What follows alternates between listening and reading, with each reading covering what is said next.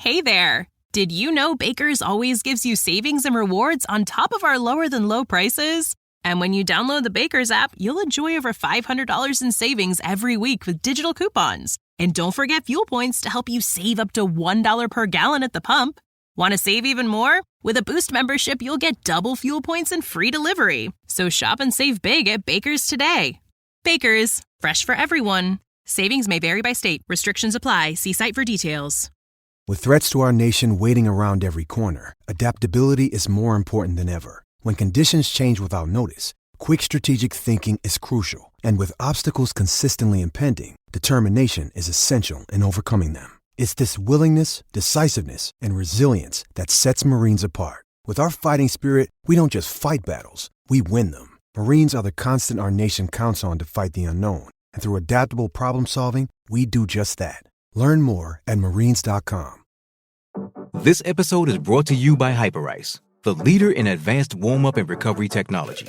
They have tons of innovative products, like Venom-heated wearables to help soothe sore back muscles, Normatec compression boots to speed up recovery and increase circulation, and Hypervolt massage guns to improve mobility. Loved by athletes like Naomi Osaka and Erling Haaland. Try them yourself. Get 10% off your order with the code MOVE at hyperice.com.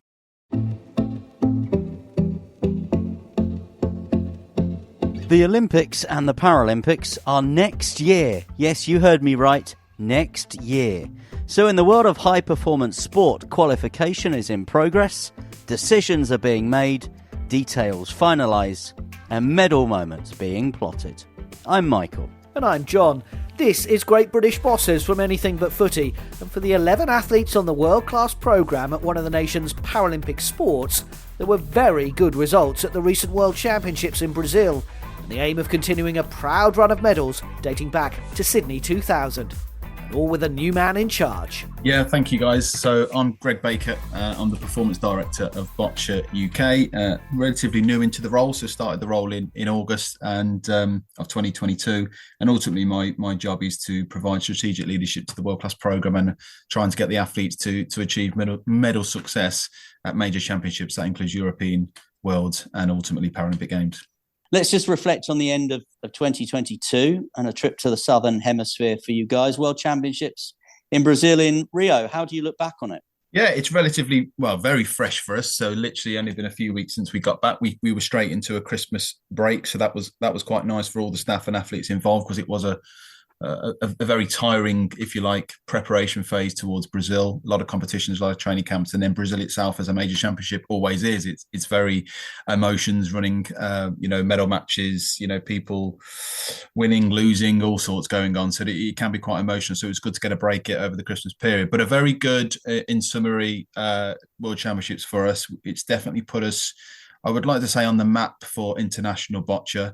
We've been on the map before, but we've really made a statement at the World Championships, being, winning 3 medals. First time Boccia UK have got to 3 World Championship finals. Of those 3 medals, we had a gold medalist, and that gold medalist is a new gold medalist, a female, Claire Taggart, a new gold medalist there, and then 2 silver medals. So we were very close actually to winning 3 gold medals, which would have put us at the top of the list of all the countries there, top of the podium, if you like, in terms of the medal tally. So we come away from there very pleased. And in addition to the 3 medals, we had other athletes beating athletes inside the top 10, getting out of the group pools into the quarterfinals, last 16. So we know what we now need to do to build on that and build on that platform for Paris. But coming back away from it, very happy.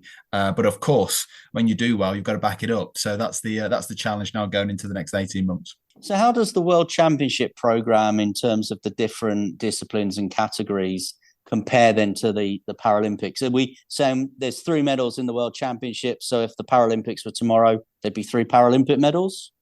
Well, we definitely have a chance in those 3 events that we medalled in.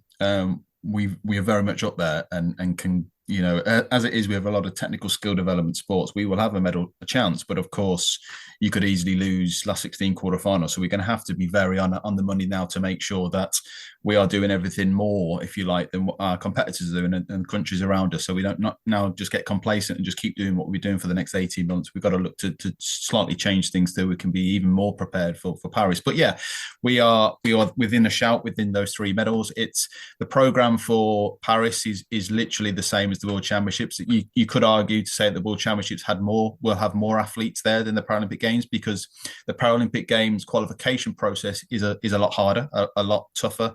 So the best countries will be at the Paralympic Games. So in addition to just being something that the whole world gets to see and it feels different because it's a Paralympic Games, then that's the only difference. So you're absolutely right. Those events that we took 3 medals in, we will be there or thereabouts come Paris. And boccia, of course, is a purely Paralympic sport. It is. And for me, that's what makes it really exciting and really unique. We don't have an Olympic counterpart.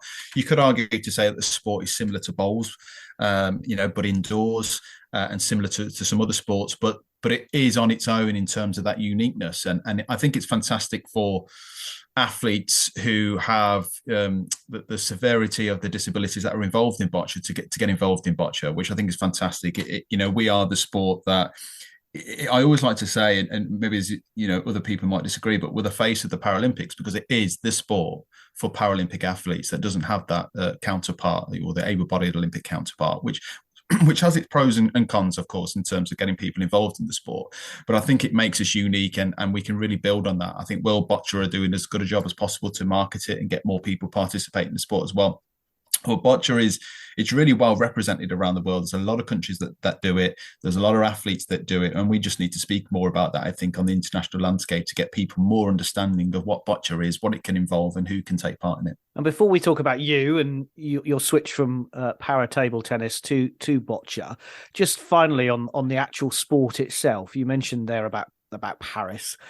Who are your main competitors? You say it's a wide number of nations taking part. Who are the main ones you're thinking and focusing on? And I'm assuming France, the fact that they're hosting the Paralympics, are also investing quite heavily. Yeah, France have got a big team, and they are investing, and that they will be there or thereabouts, of course, with the home games. As every country, as you say, in a home games increases their sort of competitiveness by 30-40%. So you always have to watch out for home games athletes.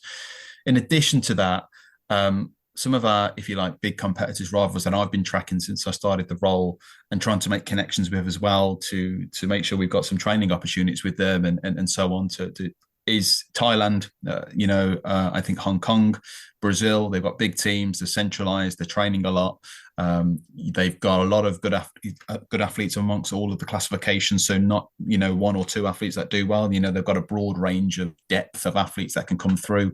And also you can see some of the new athletes coming through in those countries at some of the younger pathway competitions as well on the international scene. So there are others, you get some countries that have a pocket of 2 or 3 good athletes, and they will always be there. It's like Colombia and BC4 have got some really strong athletes. But in terms of broad, sort of the whole team being good, you're looking at Hong Kong, you're looking at Thailand, you're looking at Korea. There are a lot of Asian nations that are coming through, but there's a real big spread of medals actually within the championships and the World Championships and Paralympic Games. So there's not one dominant force, if you like, dominant country. Like in table tennis, it would always be China. They would come home with the most medals, then it'd be Korea, and then who's going to get that third spot would be the sort of mentality. Whereas in boccia, although those countries I've mentioned do very well across the international scene in year by year, when you look at the major championships and you look at the data, there's not one country that are above everybody else. So I see that as a real opportunity for GB to can we be that nation?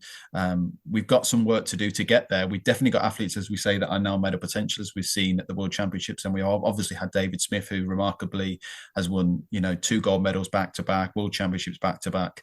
But we want to increase that depth and breadth, and we know we've got to look at the future coming through. And we've set a target of the next 10 years. Can we be that country that is above everybody else? And we have depth coming through. We've got the right culture as well, and we're winning medals at all major championships and Paralympic Games. So there's an opportunity here. But those countries I mentioned, Asia, are definitely the ones that stand out when you look at all competitions throughout the year.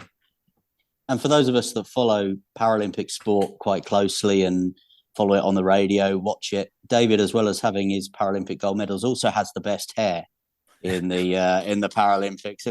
It was quite some do he had at the last Paralympic Games. John mentioned, of course, that you've switched from para table tennis.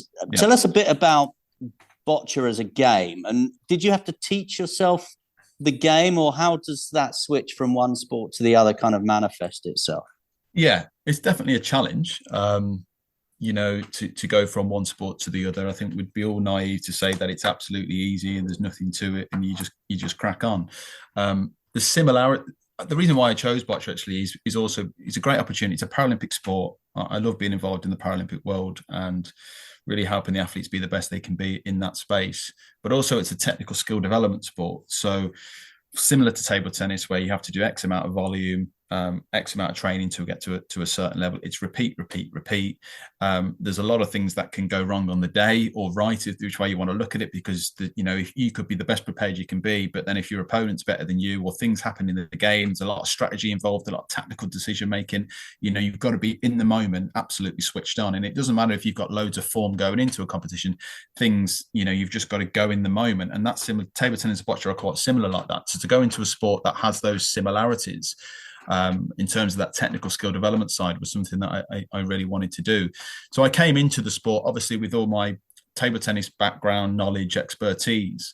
But of course, boccia is a different sport. There's different rules. There's obviously you're participating against somebody else. You are competing against somebody else, which is similar. But of course, there are different rules that you've got to get used to. And so you go in and ask a lot of questions and I'll still probably ask questions until the day I leave, because there's always things changing. And there's always things that, coaches have been involved in the sport for 12, 13 plus years. Athletes have been involved for 15 plus years. So you're coming in and just being really curious to know what's going on. What are they seeing? How can I add a different layer of performance that they may have been, blind to because of our biases and unconscious biases when we're involved in the sport for so long, as I would have done as in para table tennis for so long, and people coming in and challenging me in the way that I look at the world. I've had to. I've watched a lot of matches on YouTube from previous Paralympic Games. I went to my first competition in Rome. And I said to myself when I went to the competition in Rome, I need to obviously lead the team and get the best out of the team, but I'm going really curious. I'm going to go without thinking that what the rules are. I'm just going to go and see what happens and ask questions and try and observe for myself, and came back from there with a lot of learnings that I took into the World Championships. And there's still things today, 6-7 months into the role, that are coming quite new to me.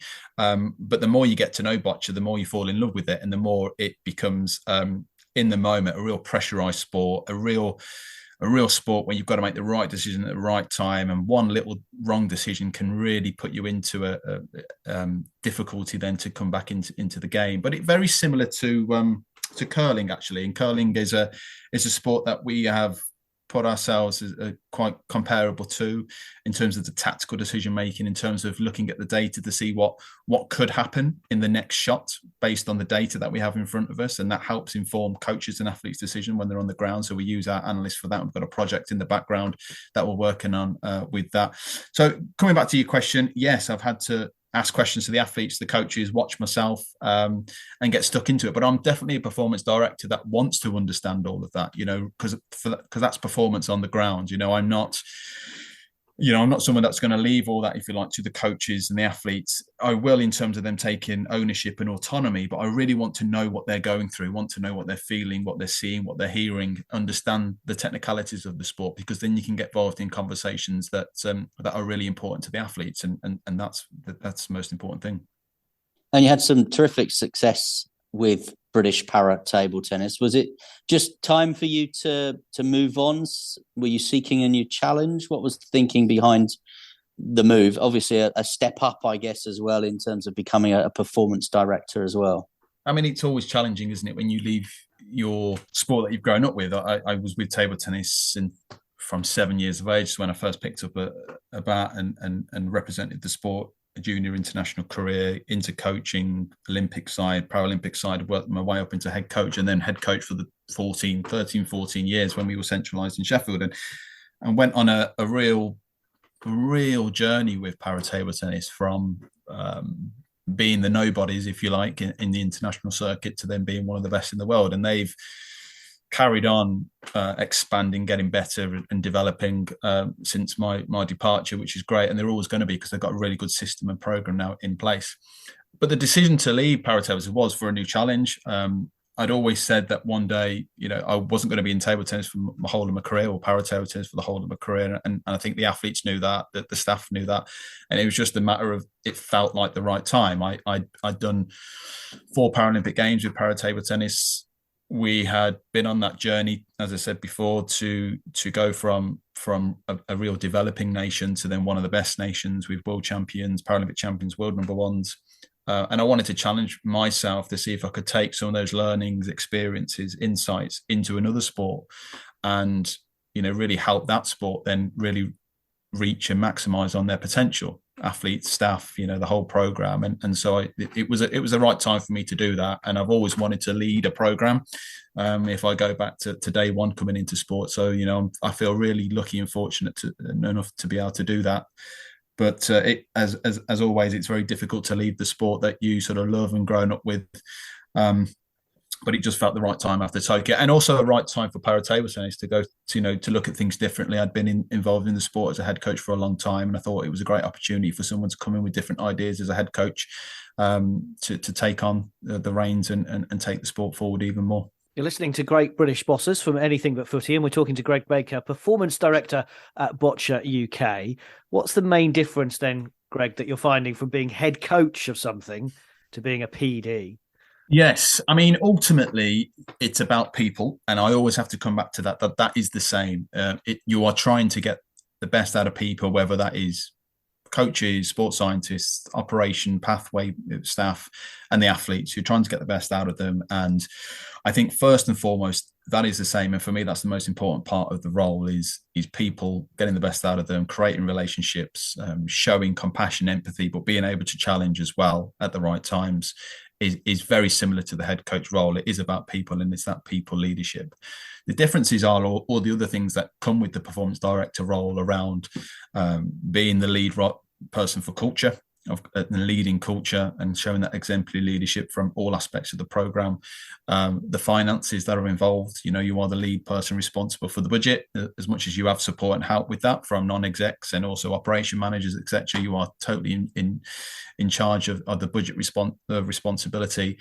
And then in a sport like Boccia, we don't have a chief exec, so I become the lead responsible for governance, for anti-doping, for safeguarding. So all these sort of non-performance aspects of the role as part of our strategic or strategy becomes my sort of responsibility. And so that is a big shift, going from head coach, where you're involved day to day on the ground with coaches, practitioners, getting the best out of the athletes. Whereas now you have that's still part of the role I see as a performance director, but then you've got all the other bigger aspects as well in terms of leading the program strategically. So they're the big shifts. I felt ready to go into that, however, because in my head coach days, the role became less every year technical and more around senior leadership team, more around what are we doing in terms of the budget, where are we going in terms of the sport, of the strategy. So it felt the right time then to go into performance director, given where I wanted to go eventually in my career. But there are always different aspects of the role. And I think one of the challenges in the PD role is that you can get, and we've shared this on the Performance Directors Forum, and it's something that UK Sport are looking at, is you can get dragged into is probably the wrong word, but you moved into lots of different areas, and everyone wants a piece of the PD because they have got insight knowledge, and they can be taken into all aspects of a national governing body. And I suppose the big learning for PDs is, where are we going to make the biggest difference? What is the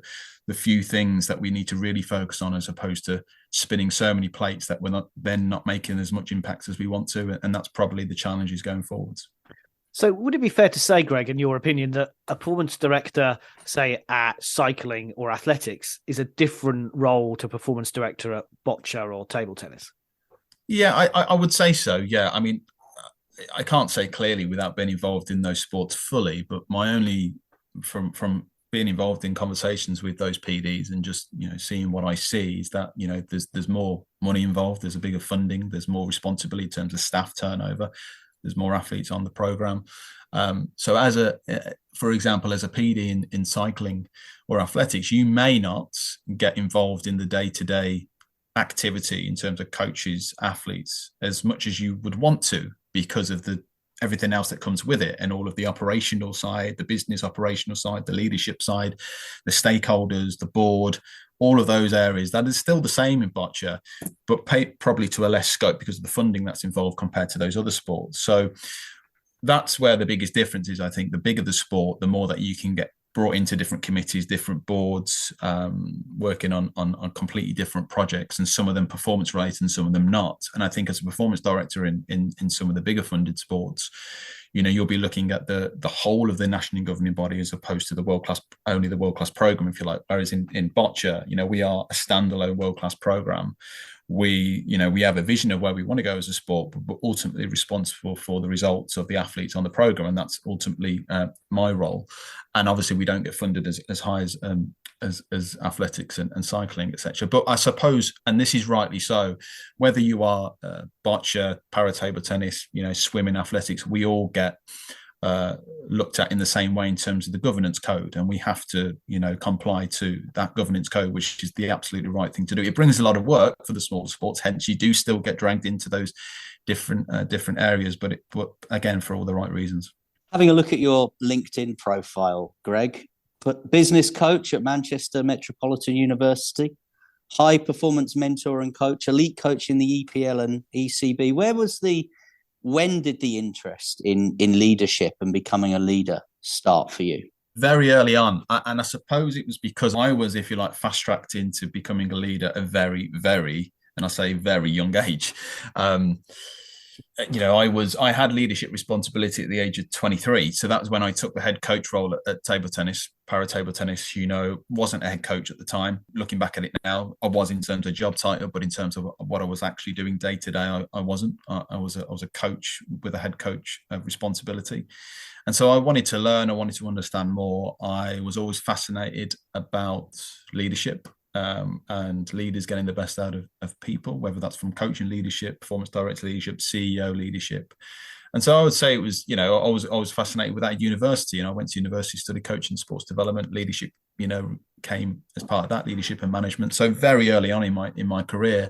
And I've always wanted to, and I don't know really where this has come from, but I've always wanted to learn, develop, grow, and not get stuck to think that my ideas are the only ideas that are right, or to get stuck in my own biases, as I brought up earlier, or being involved in a sport for a considerable amount of time, just becoming part of the wallpaper and then not challenge my own thinking or challenge the way that we do things.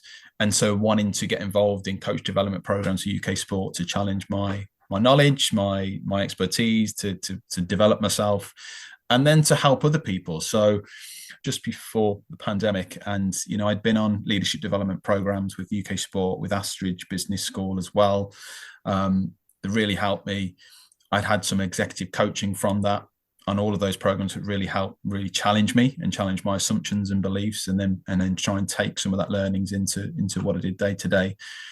And so the next step for me it was part of my leadership philosophy, was to do an executive coaching program, and I did it with Barefoot Coaching, which UK Sport supported me on. And it was to really challenge my leadership to go more from advising, consulting, telling into asking, which as a leader, I think is a big key part of being a leader, is asking more questions and not thinking that we know all the answers. There are times that we could be direct, and this is the strategy we need to follow, but there's times we need to get that insight from a lot of people around us. There's a lot of good people around us, and we need to make sure they have the autonomy, but they're also leading and making decisions themselves. And I think you can do that through asking some real curious, deep questions, really understand the people around you. And that's why I did a coaching program. And you think when you go on to these coaching programs, business coaching programs, that you lead like that, but you soon realize that you don't. You might not let people have the time and the silence to think. You might be butting in and trying to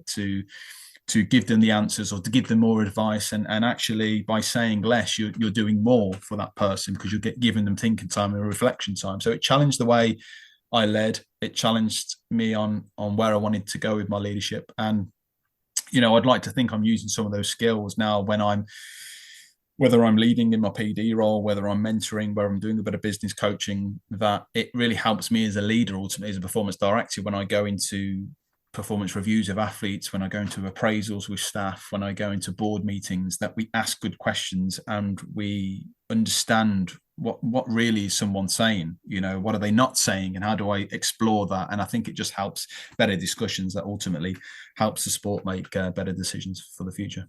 Can anyone be a leader? Can you learn it? Yeah, in my opinion, yes, I think absolutely. There are certain traits that make good leaders. And if you ask me that question around are leaders born or nurtured, I'd say definitely nurtured.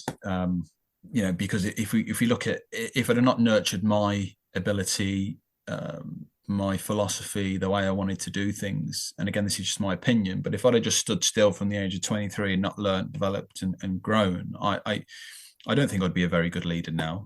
Well, I know I wouldn't. I'd be telling everyone what to do. I'd be very direct in my approach. And of course, leadership still needs a bit of that. But I think one big part of leadership is the ability to adapt depending on context and the ability, depending on who you're working with, and understanding different behaviors and mindsets and personalities. And, how do you get the best out of 50 different people with all different values and all different philosophies? And I think that's good leadership to, being able to do that. But if I'd have just stood still from the age of 23, I think I'd be very difficult in the role that I'm in now, or to have had some of the successes that I've had in the roles before. So absolutely, I think it can be learnt along with other traits of leadership, transformational leadership, values driven, resilience. These are all things that can be learnt that then can be applied into leadership. A couple more questions for me. You mentioned the word success. What has been your biggest success? I think it would have to come down to world champions and Paralympic champions, helping them grow and develop into, being the top of the tree is very up there and it's close. And, what that's done to those individuals' lives, and, they put themselves on the map within this country, not just within the sport. And it will set them up for a really good career outside the sport that I'm really proud of, and a big achievement to help those individuals. But probably what I don't think about enough, actually, which I think is the breadth and depth that at para table tennis we did in Tokyo, given COVID challenges, preparation challenges. It felt like a real unique Paralympic Games because of that. And although before Tokyo we had won gold medals in Rio, and we'd won a good amount of medals in London, and probably exceeded expectations in London, actually, but then backed it up in Rio with a couple of gold medals and a bronze medal, beating China in the final, and really great success. What we did in Tokyo was took 13 athletes, and 12 athletes medaled, whether that be in the individual event or the team event. And it showed that breadth and depth that I talked about before, that everybody that we took realistically had a chance to do really well and to perform to the levels that they want to perform in, which takes a long time in a sport of table tennis, like I said, skill acquisition, technical skill development. And so that really looks at that start. When I started as head coach in just after Beijing 2008, no medals in Beijing.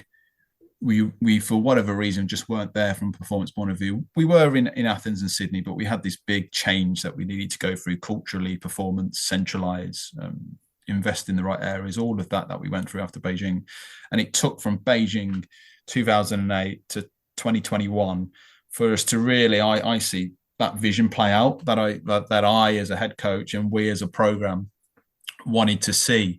That we can have breadth and depth across the program, and people, we're not relying, if you like, on one or two athletes to come to the forefront. We know that if we've got, everyone can do it, and we just need to maximize and make sure that they are delivering on their potential, that we know they can do. And that probably is the reasons why after that I was looking for that new challenge, because there was always that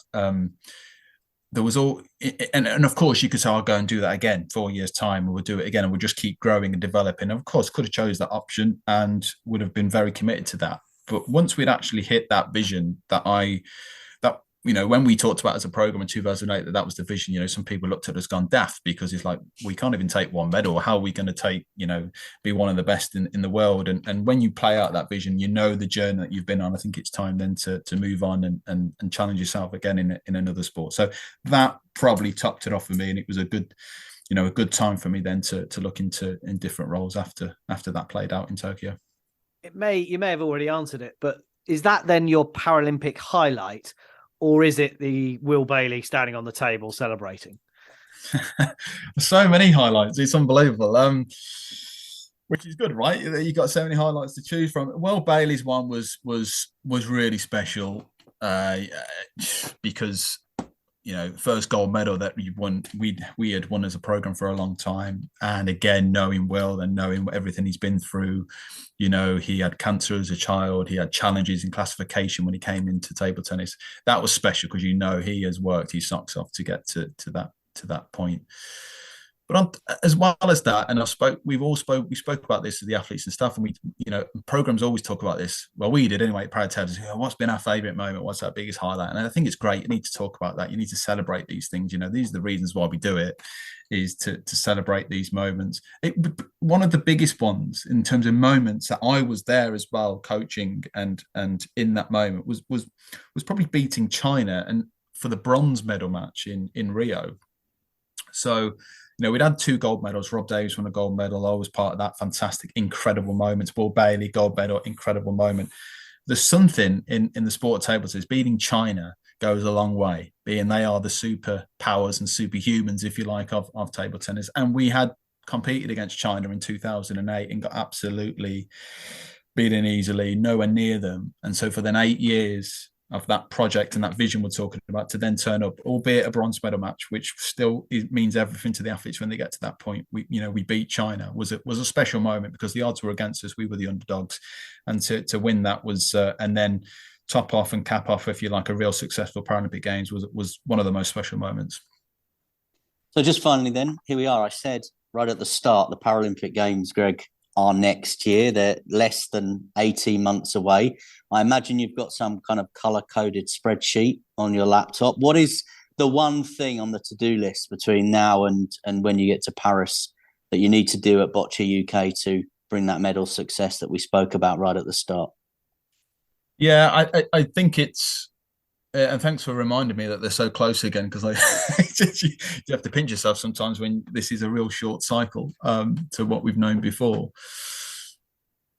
The one thing we need to do is absolutely maximise on what we've just done from the World Championships. And actually, even if we did not got those results in the World Championships, it was about how do we maximise on our potential that we definitely have within the team in 18 months' time come Paris. So we've just done our annual reviews and we've done all of the conversations, performance check-ins with the athletes. And we're looking at individually, how do we get the best out of you? How do we make sure that your goal that you want to achieve by Paris, we can get as close to it as possible? How do we maximize on that? And through really good strategic planning as a program where we're coming together, we bring in athletes' insight, athletes' input and athlete voice as well into those conversations. And therefore we maximize on it. Now, that sounds very simple, but to do that is a hard and challenging process. But we just need to come together as a team. One of the big things that, we've said as a team is to be really, really values driven. So a real important part of my leadership is, can we have really good collaboration? Can we be totally honest and open with each other? And can we bring vulnerability into the way that we do things, both with athletes and staff? And I think if we do that and take care of that, and that impacts on the culture, then if we've got good planning alongside that in terms of our performance, I think we've got the best chance then to deliver on our performances in Paris. I believe that we only do the planning bit and we only do the strategic bit in terms of where we're going, who do we need to be careful of, and we don't do the culture bit in terms of the values driven and talking about who we are and our identity and why we do the things that we do and sharing personal stories with each other. I don't think we'll be as strong as team as we can be. So that for me is you've got, if you like, that's probably answered it in two sides. You've got the strategic performance bit. Where are we going? What do we need to do? Where are the competitions? What are our competitors doing? How do we stay ahead of our competitors in terms of our camp planning, our training day to day, the way that we are as a SLT? And then we've got the values culture bit. I think if we do those side by side, then I think we're giving ourselves the best chance come Paris. Well, we are really looking forward to following your journey between now and then, even if it isn't that far away. Greg Baker, Performance Director at Boccia UK, thank you for speaking to Great British Bosses from Anything But Footy. No, thank you very much. Really enjoyed that and absolutely appreciate getting the invitation to come and talk about my career and Boccia. So thanks very much. Sports Social Podcast Network. With the Lucky Land Slots, you can get lucky just about anywhere. This is your captain speaking. We've got clear runway and the weather's fine, but we're just going to circle up here a while and get lucky. No, nothing like that. It's just these cash prizes add up quick. So I suggest you sit back, keep your tray table upright, and start getting lucky. Play for free at LuckyLandSlots.com. Are you feeling lucky? No purchase necessary. Void where prohibited by law. 18+ terms and conditions apply. See website for details.